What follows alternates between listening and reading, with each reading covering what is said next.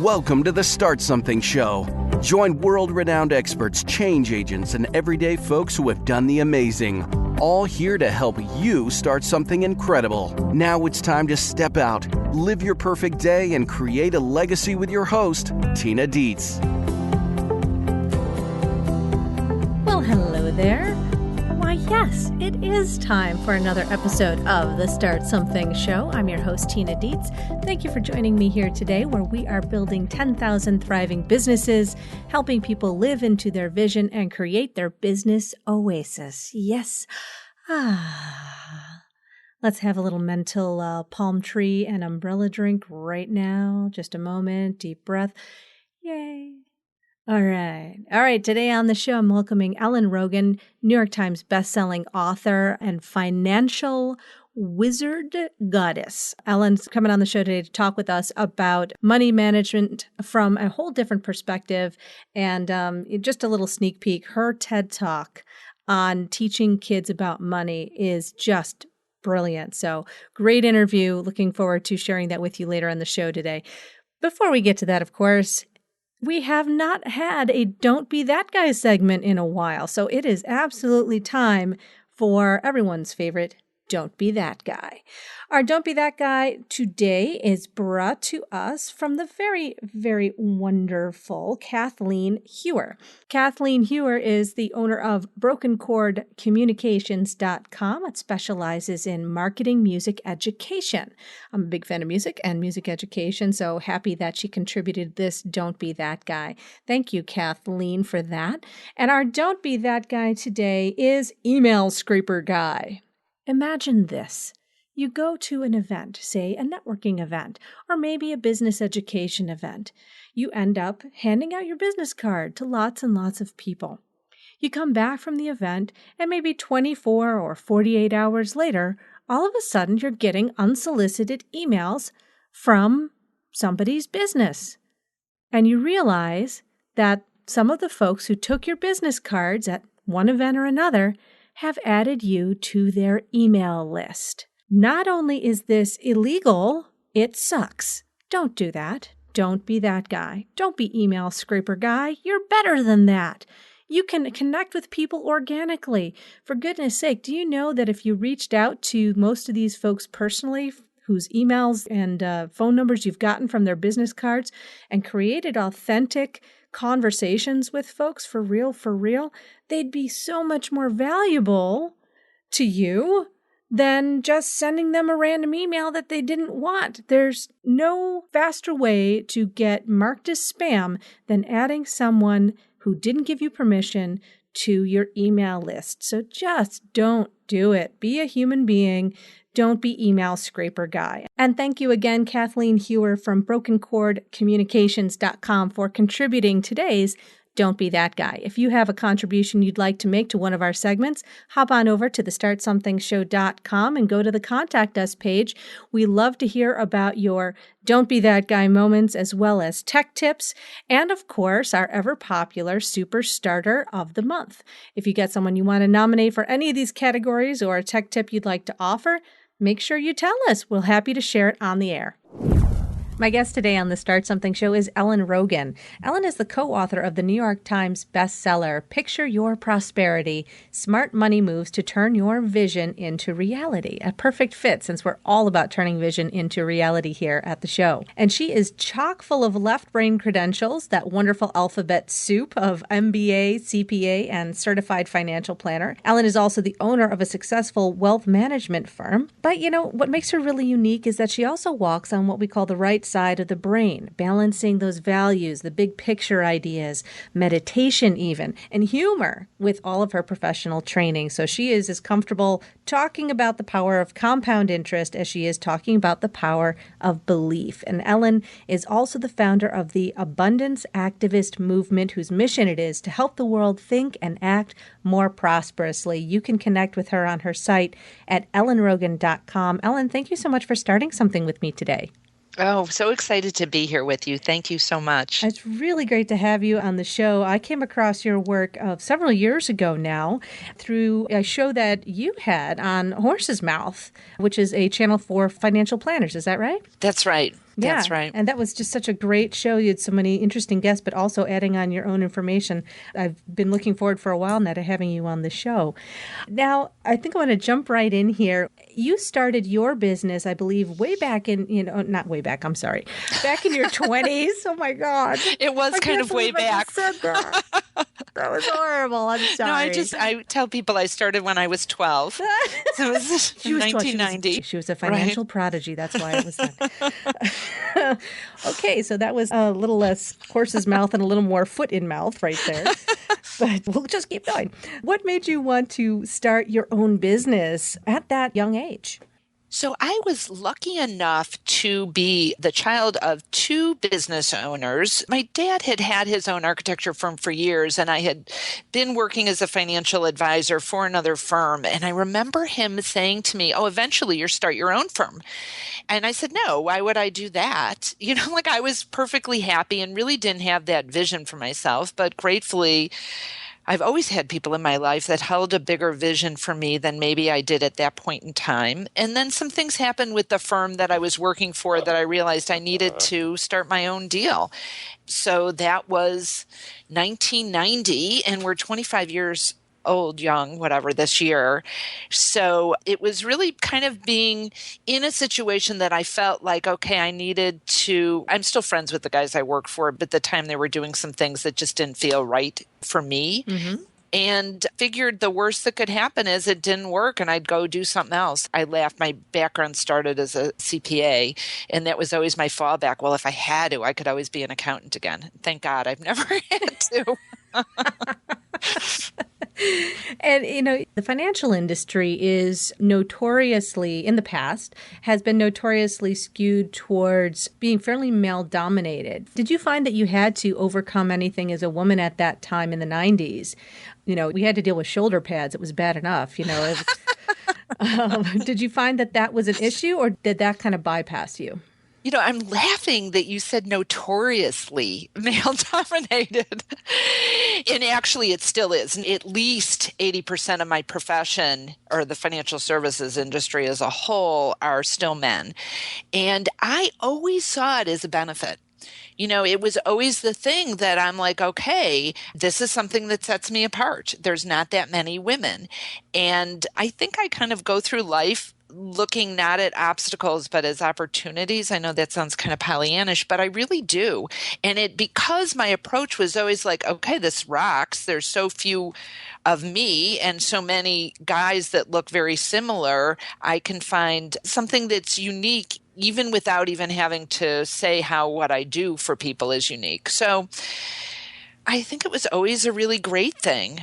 It really served you. Served me. Yeah, and that attitude is probably what had you be able to bypass on some of the issues that I've heard from even some of the financial folks that I've coached past, and they would get stuck on this issue and they couldn't see the forest for the trees, whereas what you're conveying is that, well, if you just view it as a benefit, then you're looking at it as a way to catapult yourself rather than something that might hold you back. Right. Yeah. And we do tend to have to be, I think that sets us apart as entrepreneurs. It's part of that entrepreneurial fire that we tend to be either Pollyannish, or I've been accused of being slightly delusional at times. I like to think of it as very optimistic, very visionary. But that gets us through the night many times when we're dealing with all the things that come along with starting our own business. Now, you have gone over the course of your career from being, like you said, an accountant, CPA, financial planner, starting your wealth management firm. And that has evolved into you being a New York Times bestselling author, speaking on a lot of stages, offering online programs, coaching. Can you tell folks who are out there, because a lot of our folks are starting out, they're practitioners in their own business, and they want to expand out the same way that you have. How did that evolve for you? It evolved for me for really looking at what I was good at and what I most enjoyed doing. So I started working as a financial advisor, working for a firm. And one of the ways that they really encouraged us to build our practice was through cold calling, which I realized very quickly was not something that was fun for me. Maybe some of the listeners think it rocks. It was not something I thought was great. And I kind of by accident started I took a Dale Carnegie public speaking course and started doing workshops as a way to build my practice, and realized like it was really fun. And it was a great way to build my practice initially. But just even the being up in front of a group and speaking, and even more than that, being able to disseminate what I believe is helpful information to a broader group of people was always something that excited me. And I think very early I got a intuitive hit that my work in the world was to inspire others to achieve their greatness. And in my wealth management practice, there's only a certain number of people that I can work with one-on-one. And if I can spread this message of prosperous thinking and other ways to view money that are a little bit more expansive than is traditionally looked at, then I was really doing my work in the world. And and I was thinking when you were talking about the industry being very male dominated, I think one of my challenges is being really comfortable talking in a more, if I would say, right-brained, maybe more feminine, I don't mean girly, but more of a feminine approach to looking at money, because using emotional language. And also really honoring that, yes, the analytics are incredibly important, but if you don't have some of the right brain types of things like creativity and intuition and focusing on values and dreams, then money feels hollow and meaningless or stressful. And if you can incorporate some of the more traditionally female type traits of, this more right brain things, your emotions, your feelings, your intuition, your creativity, whether you're a man or a woman, when you can combine these two is really where the beauty happens. And that has been an evolution for me to feel like that's okay, because we as women have been brought up in this financial services industry in a very male model. And I think the world is shifting to a more balanced and integrating more of the feminine in things. And so that I think has been maybe more of a learning for me and being comfortable with that than necessarily being a woman in the financial industry. Yeah, I could definitely see where that would come into play. I was just talking with a male colleague yesterday, and this whole idea of inclusivity and allowing this balance to arise, I think, is really important in general in business, but particularly talking about money. This male colleague of mine was talking about how he had published an article on a site that is for men. And it is it's a very masculine brand, very masculine site, very strong. And he wrote about vulnerability and the experience of being vulnerable as a man. And it was the most reposted, retweeted, reshared article that the website had had in a very long time, months. And he was surprised. We were just talking about how this language of vulnerability, this language of personal experience has become so important in the business world for us to interact effectively with each other. You seeing that as well across the generations and throughout the business that you're dealing with? Yeah, I love that word inclusivity. Mm-hmm. Yeah, I still think in the money world, it's very yang as opposed to yin. It's all about the numbers. And in the maybe personal transformation world, there's people talking about beliefs about money and prosperous thinking. But in the traditional financial services world, there's very little conversation about what actually gets people to do the things they're supposed to do. And most of the conversation, even though they call it financial well-being, is really about the traditional analytics part of it, the projections, the budgeting, which is a word I can't stand. And so I think there's really an opportunity to have more inclusivity community, really, even around money, because it's such a secretive part of our lives, right? We never talk about what you make, and don't talk about if you're having an issue, and if you've ever been to collections or declared bankruptcy. Don't tell anyone. It's a mark of big shame. Shameful thing, right? And the positive psychology hasn't come to the money world yet. It's all about what people aren't doing well. We're working on it now. Yes. We're working on it. Well, and that goes back to what you were writing about in your book about picturing your prosperity, smart money moves to turn your vision into reality. Well, first of all, congratulations on being a New York Times bestselling author. That is a huge accomplishment. It's very, very difficult to do. So congratulations on that. Now, in the book, what motivated you to focus on that message? Well, what I know and what my co-author Lisa and I both have experienced, and we actually did a lot of focus group research on this, is that, first of all, people think in pictures. And that the current discussion about money typically goes right down to the granular nuts and bolts about investing and savings. And what is missing is a broader discussion about what your money really means to you and what you could do, and having a vision of what you want it to do for you. And so this idea of creating an actual prosperity picture for yourself was one that we found added the why for people in terms of why should they be saving for retirement or putting money away or being a savvy investor or all these other things. Because people are like, oh, I should do that. But for many people, it's never connected to why. Like, why is this important to you? And what do you really want your money to do for you? When I say to audiences when I'm speaking, what good is having money if you go home and kick your dog and fight with your partner and you're miserable around it? Everyone shakes their head. Yeah, like that resonates. Yeah.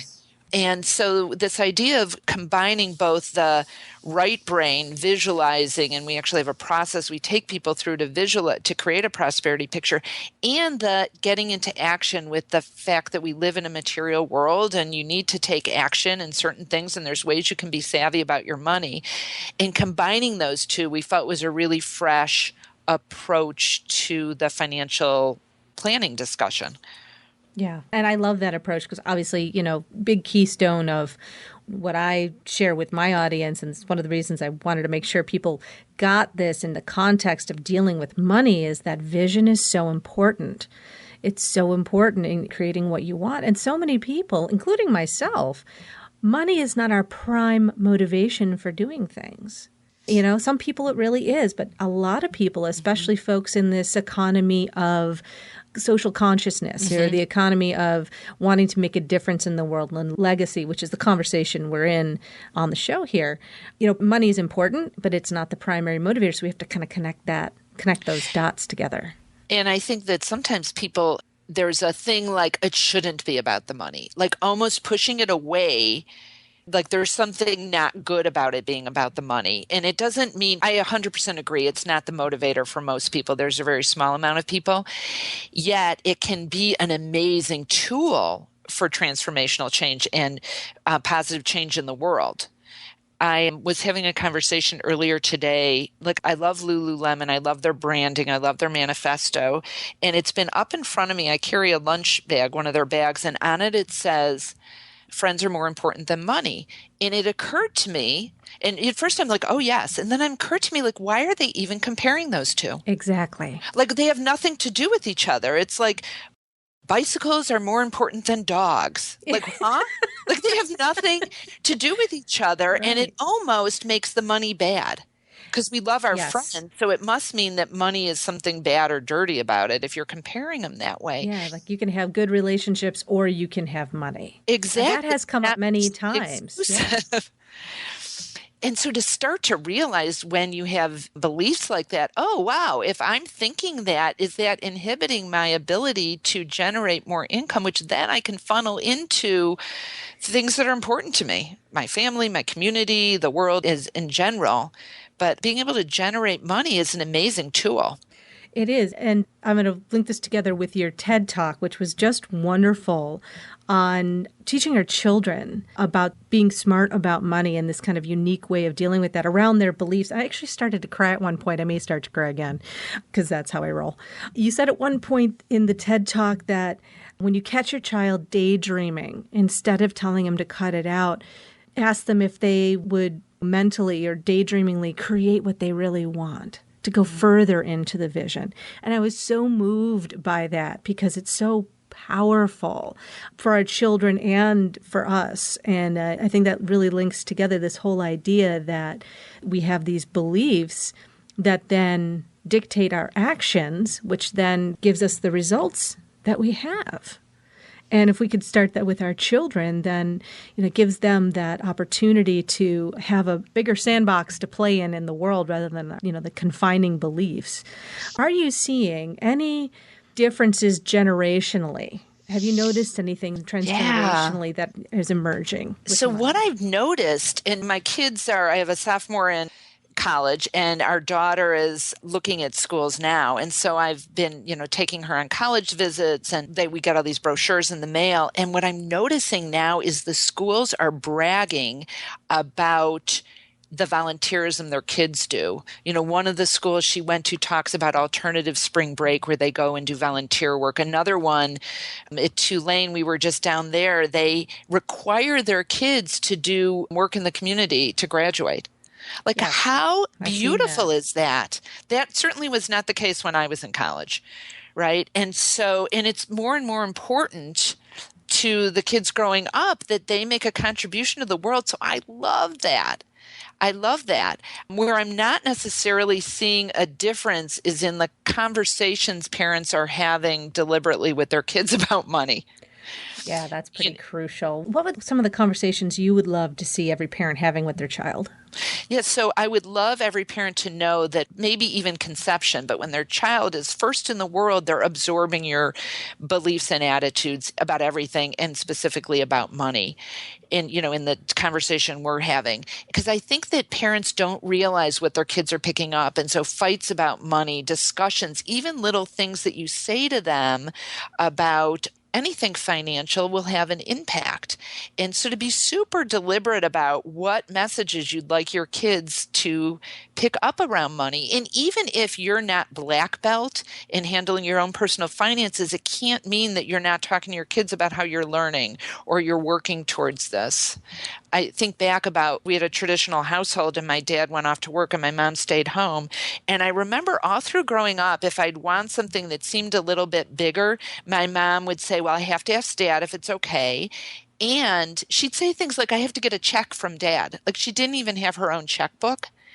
And so fast forward, I'm in my 20s. And even though I had all these like letters after my name and had my own business, it really interpreted that was my husband's job, which made no sense, right? I'm in the financial profession. And I had this unconscious belief that it was Stephen's job to be handling all the money stuff. And once I realized I was operating out of that, I realized that doesn't make any sense. And just because we believe something doesn't mean it's true. Right. But we make decisions as children just based on the information we have at the time. We don't necessarily go back and re-examine those beliefs. Whether it makes sense or not. And it wasn't like, my parents are awesome. And it wasn't like, even if my mom had been deliberate, that she would have thought, oh, I can't say, these things. But just to know that all that stuff impacts our kids. Yeah, absolutely. And that we do the best we can, right? Like, don't forget about it. Right. Well, that's the key too. Like, there have been times, especially as a therapist, where I've looked at a situation with my kids and gone, I wonder how much this is going to cost them in therapy later. But you have to we all survived. It'll be okay. It'll all turn out okay. Do the best we can. Just keep doing the best we can. It's all good. Oh my goodness. Oh, well, we talk a lot on the show here about creating a business oasis. And this is the whole idea of having a business that nourishes you and fulfills you, as well as the people that work with you and work with us. And what is your idea of a business oasis for yourself?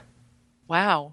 I love that term. I'm writing it down, Tina. Business oasis. Nourishes you and fulfills you. It's having a bigger purpose behind what I do and really moving from selling to service. So in 2000. So people who aren't in the financial services industry might not remember this, but 2000, 2001, 2002 were really bad years for the stock market. And most of my peers' businesses were decreasing. And my business in 2002 grew 39% that year. Wow. And I really attribute a big part of that is moving from focusing, like you said before, like the money thing isn't really the motivator. And all my business goals up until that point were about new clients, assets under management, revenues, which I still look at. But I really got in touch with how I am of service to the people that I work with.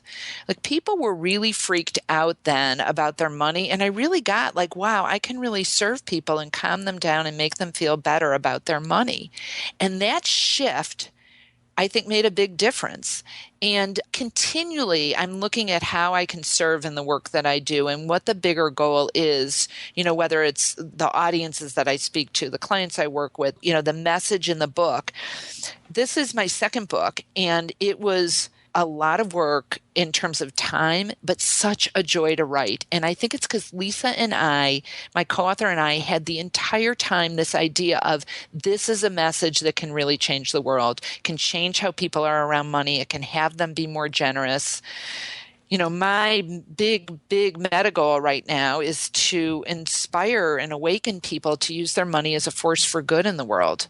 And I get how the world could change so quickly if people moved from, am I going to be okay, to how much can I give? So that's what really keeps me going. And in having that goal, as a planner, it's frustrating for me sometimes when I'm not 100% crystal clear on the next business step. But it calms me down to know I have the big picture vision there. And then I can keep working towards that clarity on the next business step. It keeps you grounded. It keeps me, it keeps me excited and motivated and less focused on me. And it moves me from scarcity to abundance, from worrying about money to okay, I'm trusting there's more than enough and all happens in the right timing. And how can I really be there to serve? And knowing that I'm open to receiving and that there's plenty out there. That's gorgeous. That is beautiful. I love asking that question because every time I ask it, I get super inspired. I know everybody listening does too. So now for yourself, to keep yourself in this space of, business oasis and keep your vision alive, what's one or two habits that you have that help keep you on that even keel? First absolute one that is probably the biggest driver is meditation. I've been a regular meditator for 11, 12 years now. So with very few exceptions, every day I start my day with 20 minutes of meditation. And in my ideal world, it's twice a day. Certainly if I'm feeling incredible stress, I make sure it's twice a day. And that has been one of the best things that I can do for me, and not just for me, but for my family. And those days when I either can't do it, I don't do it when I first get up, or, maybe, I don't know, every other month, one day I miss it for some reason, all of a sudden things feel less calm in my household. So I really believe that's key. And for those of you listening that think, okay, great, 20 minutes, are you kidding me? I can't do that.